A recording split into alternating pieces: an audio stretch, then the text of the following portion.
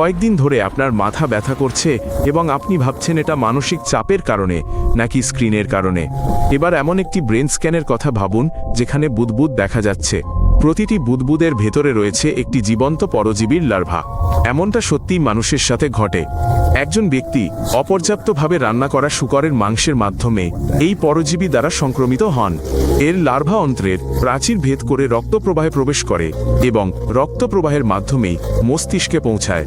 সেখানে তারা বাসা বাঁধে এবং নিজেদের জন্য একটি খোলস তৈরি করতে শুরু করে।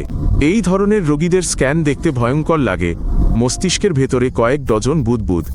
প্রতিটি বুদবুদ হলো একটি লার্ভা যা একটি প্রতিরক্ষামূলক প্রাচীরের আড়ালে লুকিয়ে থাকে এবং চুপচাপ সেখানে বসে থাকে আর রোগ প্রতিরোধ ব্যবস্থা এটিকে উপেক্ষা করে। যখন রোগ প্রতিরোধ ব্যবস্থা অবশেষে আক্রমণ করে তখন খিঁচুনি, মৃগী রোগ এবং জ্ঞান হারানোর মতো ঘটনা শুরু হয়। এই পরজীবীটি লাতিন আমেরিকা এবং এশিয়া জুড়ে প্রাপ্তবয়স্কদের মধ্যে মৃগী রোগের অন্যতম প্রধান কারণ এবং বেশিরভাগ মানুষই জানে না এই রোগটি কোথা থেকে এসেছে। মাংস স্পর্শ না করেও আপনি সংক্রমিত হতে পারেন। দূষিত খাবারের সংস্পর্শে আসার পর হাত না ধুয়ে তারপর মুখে হাত দেওয়াই যথেষ্ট। এই পরজীবীর ডিমগুলো খুব ছোট, সেগুলো দেখা যায় না, অনুভবও করা যায় না। এগুলো কেবল ভেতরে গর্ত করে ঢুকে যায়।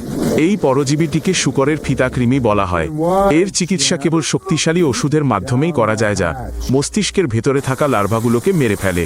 কিন্তু এই প্রক্রিয়াটিও বেশ বিপজ্জনক। মৃত লার্ভাগুলো সরাসরি মাথার খুলিতে প্রদাহ সৃষ্টি করে। কখনো কখনো ডাক্তারদের একটি কঠিন সিদ্ধান্ত নিতে হয়, চিকিৎসা করা নাকি পরজীবীটিকে তার নিজের মতো থাকতে দেওয়া। পূর্ণ ভিডিওটি দেখুন ইউটিউব চ্যানেল 10টি তথ্য এ।